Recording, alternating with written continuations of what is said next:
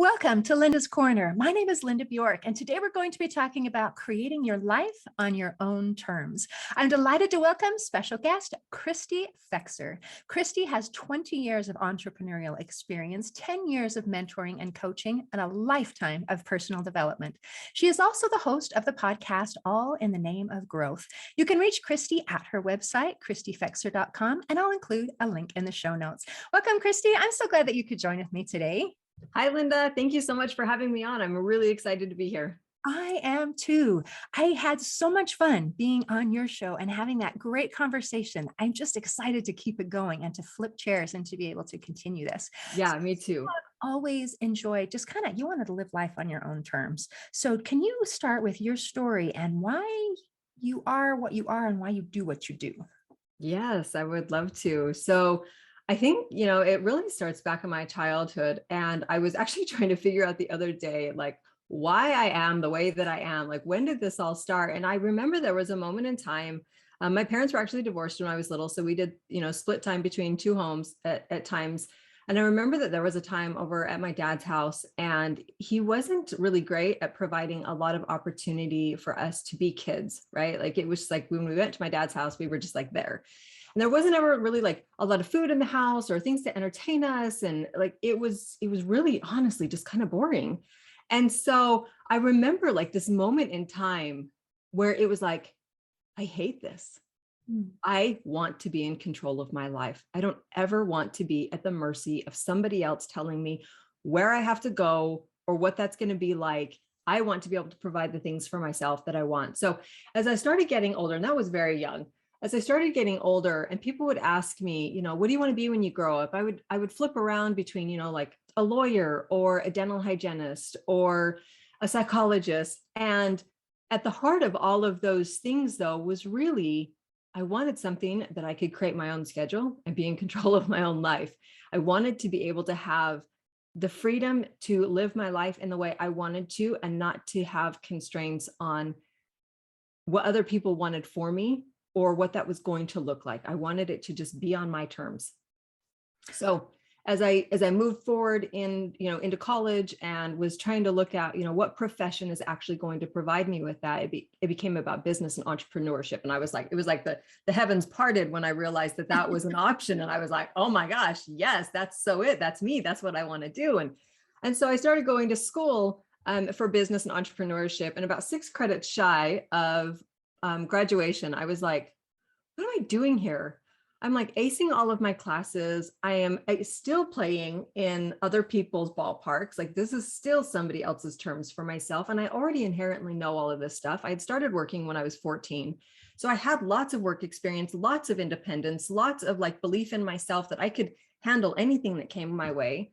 And so I just was like, well, I don't want to do this anymore. I actually want to go start my own business and do my own thing. So at that time I was married, just newly married. We had our little daughter, and it was like, I'm done being in the world of somebody else, and I'm going to just go do my thing. So that was kind of like the leading up to me just, I don't know, I guess creating the life on my terms and being able to do my own thing.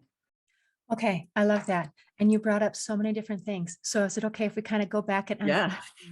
because as you talked about growing up and having those experiences, and I think it is so important that we go back and rediscover why we do what we do, because sometimes we'll have a drive and it's like, where did that come from? It's like, I have no idea. I've always been that way.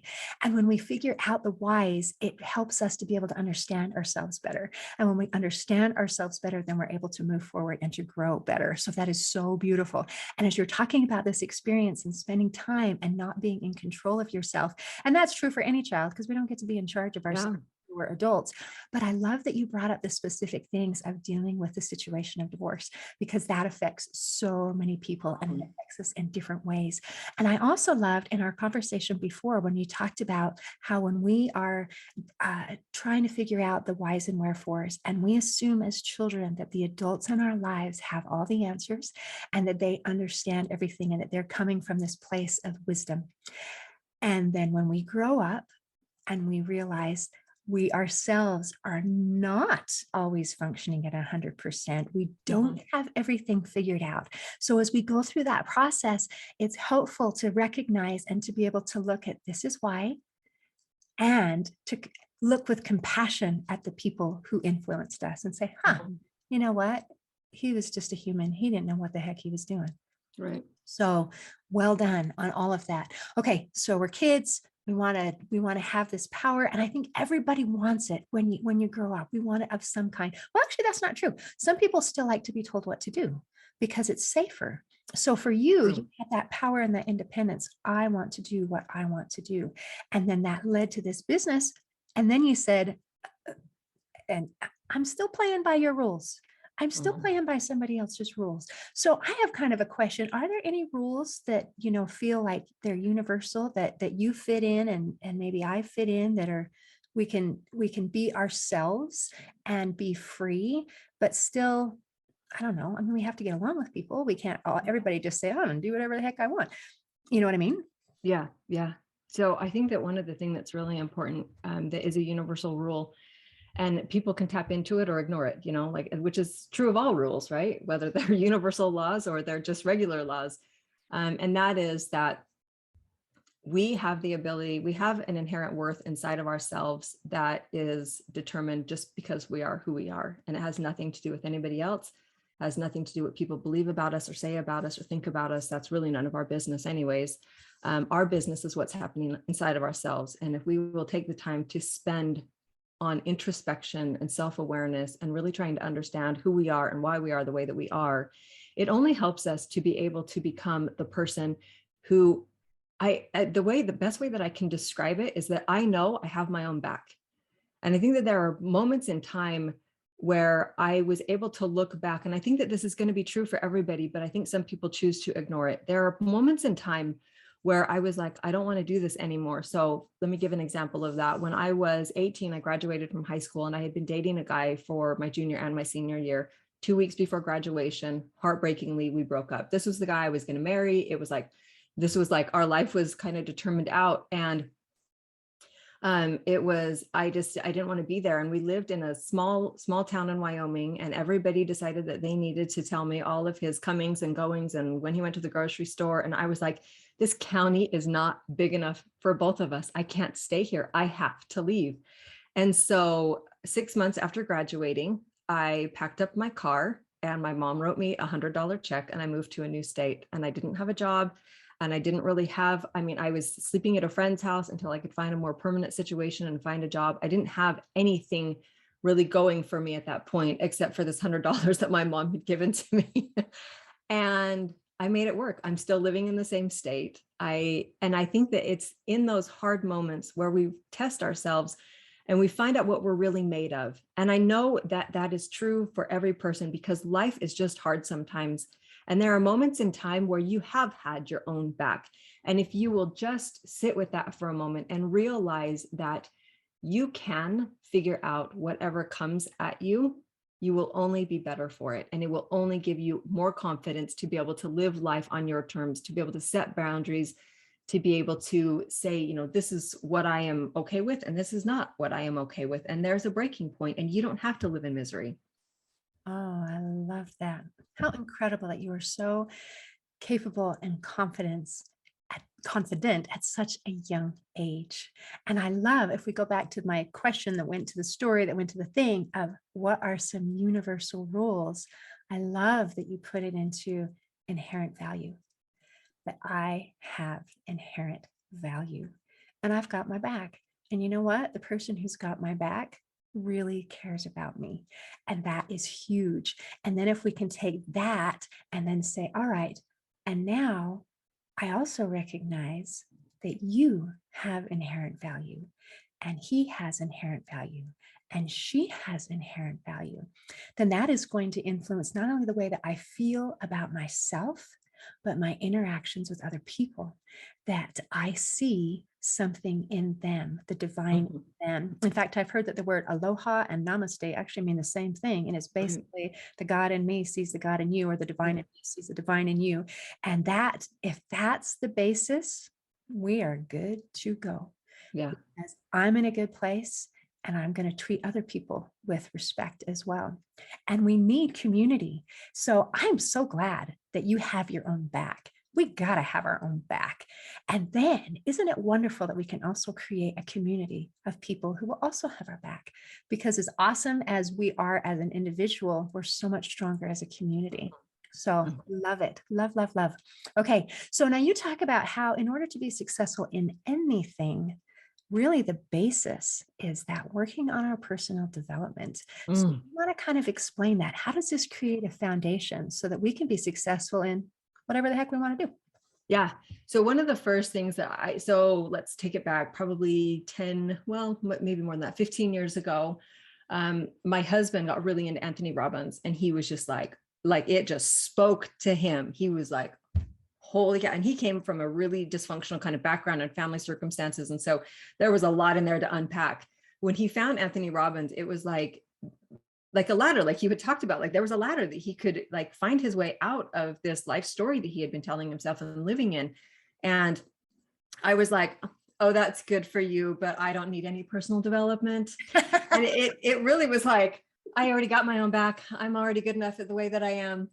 And it was this kind of, process, obviously, which is usually what it is, right? It's always a process to kind of come around. And there was this one time I was away from home and I came back home and he was like, I just spent like our last $5. And I was like, on what? Like we were in a really financial tough place when we were younger, when we were first married. And he was like, on this movie, it's called The Secret. And I was like, what? And he's like, and I really want you to watch it. And I know you're going to think it's really weird, but can you please just watch it and like have an open mind about it? And I was like, okay, let's do it. And so he played The Secret for me. And it was incredible. Some of the stuff that they said in there just really hit me in a different way than other things had. And it was really, I mean, some of it was very affirming because of things that I already believed. Some of it was really like giving myself a different awareness and a different perspective. There was a huge perspective shift that was happening, that I was in charge of my life and I could actually create it to be the way that I wanted it to be. And, that my thoughts and the way that I spoke to myself and the way that I treated others and the way that I saw the world really affected that, the way that my life was going to be. And so it was the first time we had ever sat down and created vision boards and really kind of thought out, like, what do we want our life to be like? And a couple of years later, I remember I had written a check out to myself for $10,000 because that's what I wanted my monthly income to be. And I stuck it up on my vision board.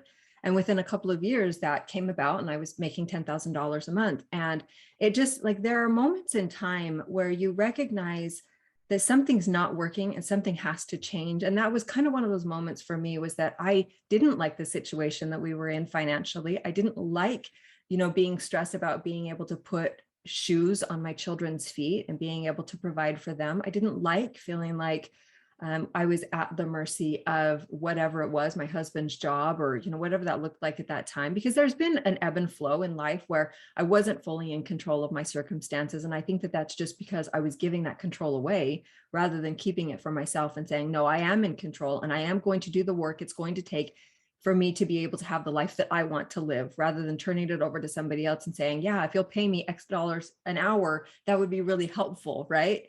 And so I really got into personal development after really hearing The Secret, and the message that it was trying to say was that we are really in control of our lives.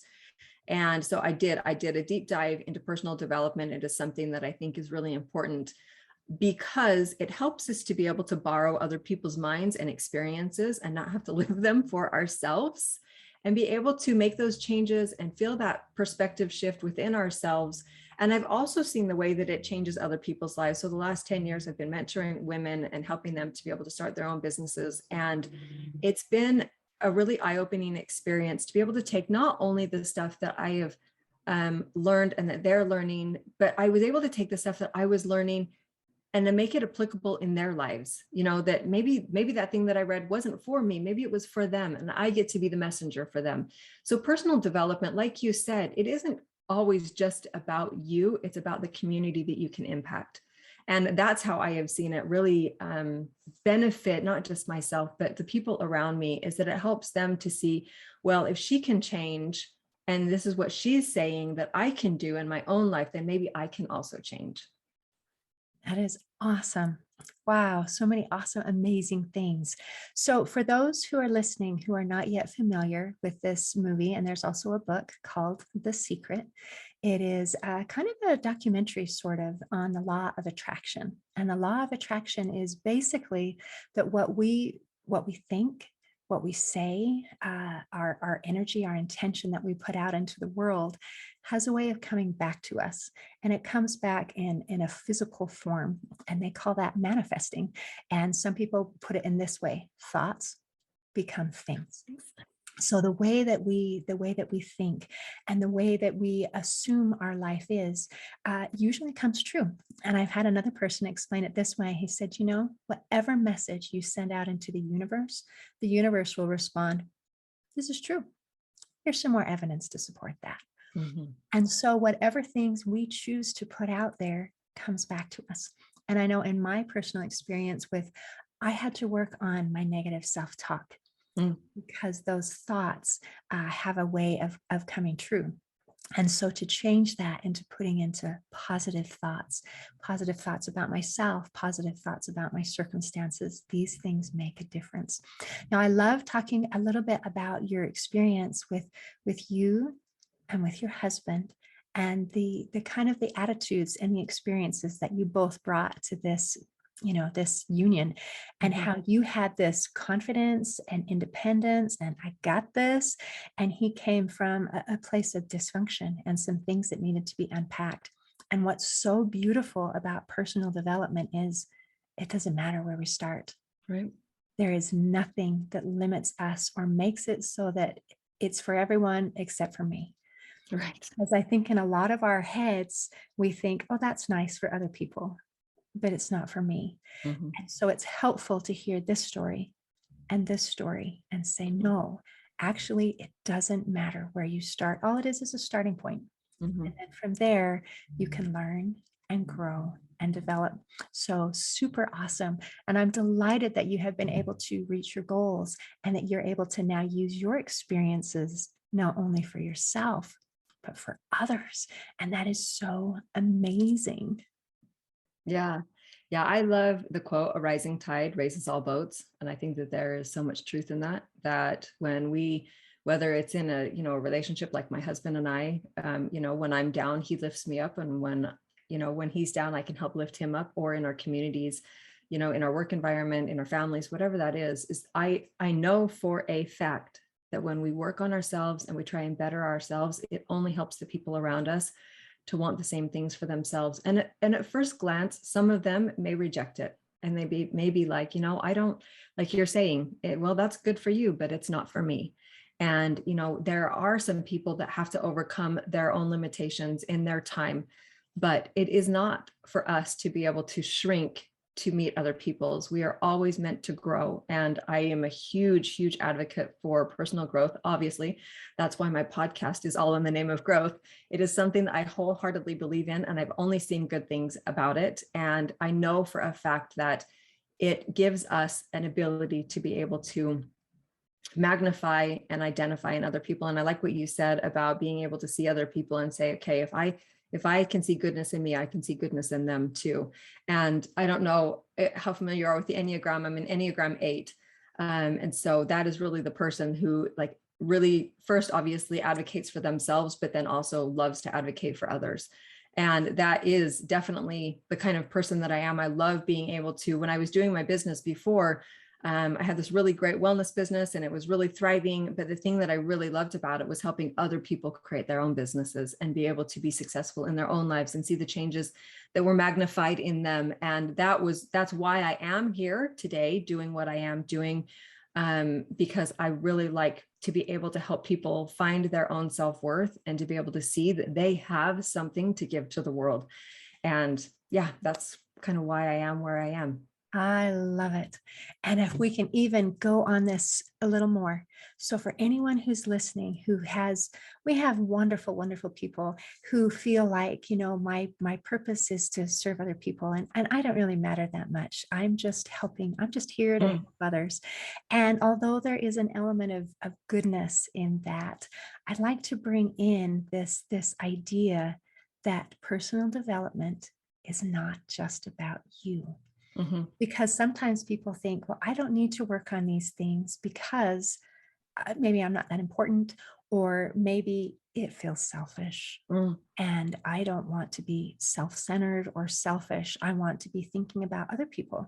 And I think as women, it's very, very normal and very natural to be thinking about the needs of others and putting their needs ahead of our own. And yeah. so when you talk about, well, let's work on ourselves, they think, well, first of all, I don't have time because I'm too busy taking care of everybody else. And second of all, it doesn't really matter, but it does. Oh, yeah, you just pushed a It does. button in me. Oh, I'm Woo. sorry. No, I'm ready to fight for that statement. Oh, would you? Let's hear your fight. Let's hear your, okay, so someone is feeling that way. Okay, let's say it's me. It's like, all right, so Christy, all this stuff you're saying is really good, but I'm taking care of the needs of some other people, and what I need doesn't really matter. So, what do you think about that? So I came across a quote a couple of weeks ago that was the best thing that you can give to your children, and I would say everybody around you, is your own happiness. And the second is vegetables, which I loved because I think it's true on both counts. But let's address the first part. The best thing that you can give to those around you is your own happiness. And when we have this mentality that my job as a wife and a mom, as a care provider, as a sibling, a daughter, as a employee or employer or a boss or whatever title you want to make up that defines you, it never, ever overrides the fact that you are you, and you in yourself have your own divine worth, and that you have value in yourself. And you cannot give what you don't already inherently have. You can't give food if you don't have it. You can't give money if you don't have it. You can't give service if you don't possess it. You can't give love if you can't first love yourself. So while you're saying, well, I'm so busy providing for all of these people, I have to put myself on the back burner, I want you to understand that you're not showing up in your full capacity. You are a shell of who you actually could be if you actually invested in yourself first. And I know that some people are going to be like, well, that's so selfish to invest all of that time in myself. But again, you can't give what you don't possess. You can't draw water from an empty well. And if you are never allowing yourself that self-care and that self-development and that self-awareness and that time for introspection, to recognize, how can I grow? How can I be better? How can I serve better? How can I all of these things better? If you don't allow yourself to do that, you're not showing up in your life in the way that you actually could be showing up in your life. It could be so much more meaningful and powerful. Your relationships could be so much better. Your work experience could be so much more rich if you just first understand yourself and who you are, what makes you tick, how to set your boundaries, how to create balance, how to gain more confidence. And I have a whole course that covers all of this stuff because I'm so passionate about it that I was like, okay, we need to walk people through these things, because it's not something that you learn in school. It's not something that you learn, in an educational system. It's not even something a lot that people's parents will teach them. And you're going through life blindly trying to figure out, how can I do this better? This doesn't feel right. Well, I have a whole course that's going to walk you through all the aspects of it and how to actually make your life exactly the way you want it to be. Okay, so let's talk about your course a little bit. How long is it? How much time? You said I don't need to want to spend all this time. How much time does it take? I mean, if I've got, 5 minutes in a day, can I do something, or is it going to take me hours and hours? No, I think that it's really a choice, right? Because I know that there are people who spend lots of time binge watching Netflix, or they, True story. or they're always in the mode of learning and never implementing, right? Like we will listen to hours of podcasts, but never actually implement any of that into our lives. So we have to kind of unpack the whole idea of, I don't have time. Well, you do, right? We all have 24 hours, and it is a choice the way we fill those hours. That is first and foremost the reality. And if you are saying, I don't have time to give myself an hour a week to focus on bettering myself, then there's a huge problem.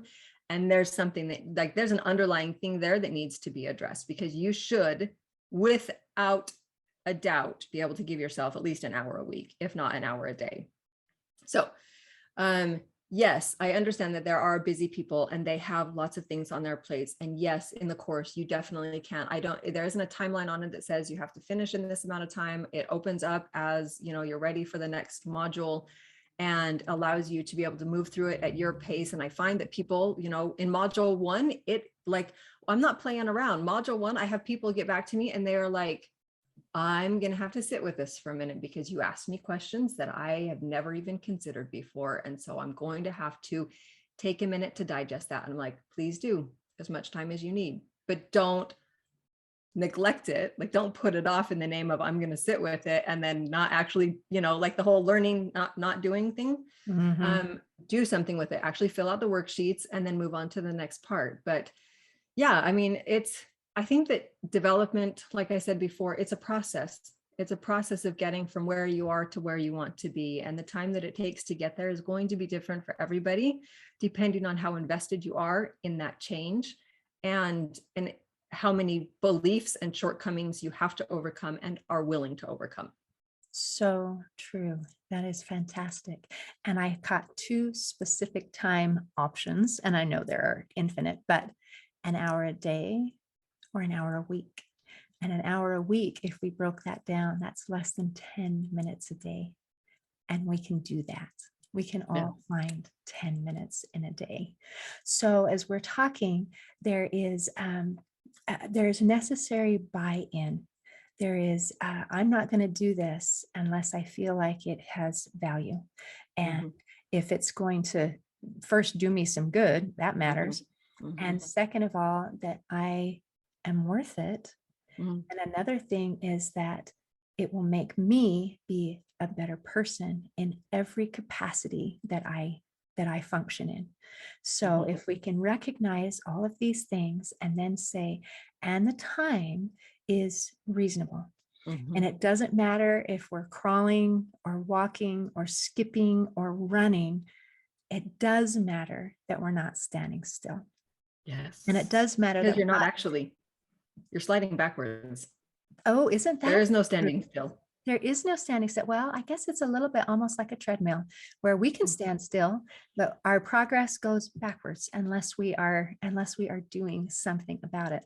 And so that matters so much. So for those who are listening, can you tell them, I'm going to give your website. Is that where they find this course to be able to help walk them through how to be able to do this? Because it matters. It really does. It really does matter. A lot of people, they have more practical courses, and I could do other courses, right? Like, I've had so much experience in business and the things that I've done over the years, and I could talk about a lot of things. I could talk about how to, design your website, and how to do HTML, and how to create a good business card, and, like all of those things. I can talk about all those things.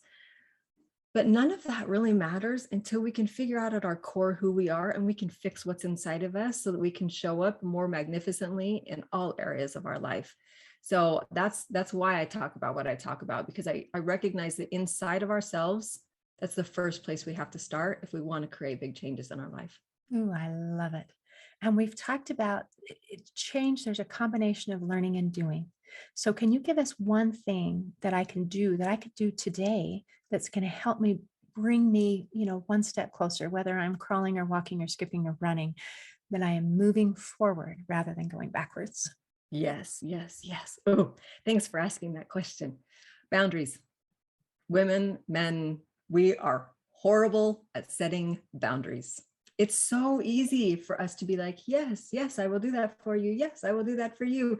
And on the inside, we're like, man, I really wish I could have said no to that. I want you to practice saying no to the things you want to say no to, and yes to the things that matter most to you. I tell people all the time, when you say yes to something you want to say no to, you are actually saying no to the thing you want the most, because we are only given 24 hours in a day.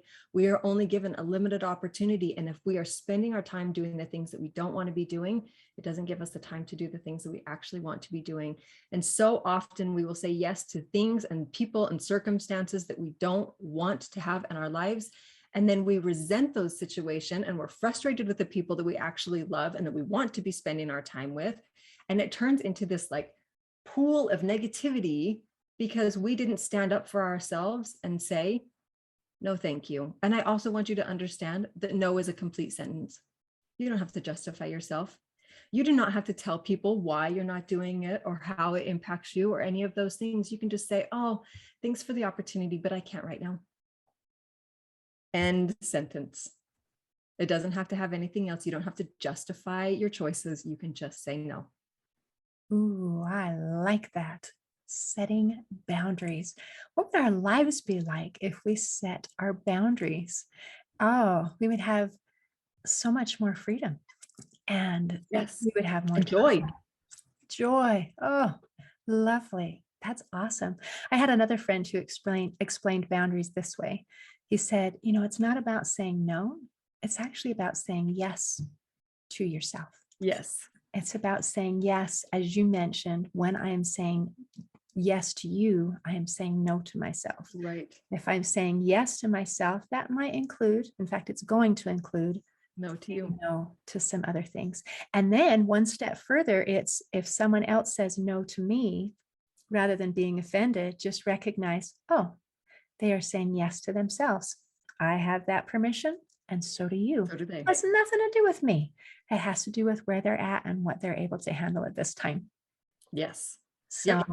oh, excellent. Is there anything else you want to make sure we cover before we close today? No, I think that was a lot for people to try and like put in and sit with for a minute. I don't want to overwhelm minds because confused minds always say no. So if we can just let them sit with that for a little bit, I think that's a good place to start.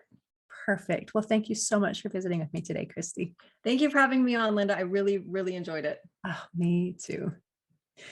In closing, I'd like to share a quote by Og Mandino. He said, "The important thing is that we must be constantly moving forward, and our growth should never end." Today, I invite you to grow and to move forward. See you next time on Linda's Corner. Thanks for listening. If you enjoyed this episode of Linda's Corner, please share and subscribe to help us reach new listeners. I also invite you to check out my nonprofit, Hope for Healing, at the website hopeforhealingfoundation.org for free ebooks, free audiobooks, and other free resources to help increase happiness, build confidence and self-esteem, strengthen relationships, manage stress, and calm feelings of depression and anxiety. I also invite you to grab a copy of one of my books, like Crushed, A Journey Through Depression, or Amazon bestseller, You Got This, an action plan to calm fear, anxiety, worry, and stress. See you next time on Linda's Corner.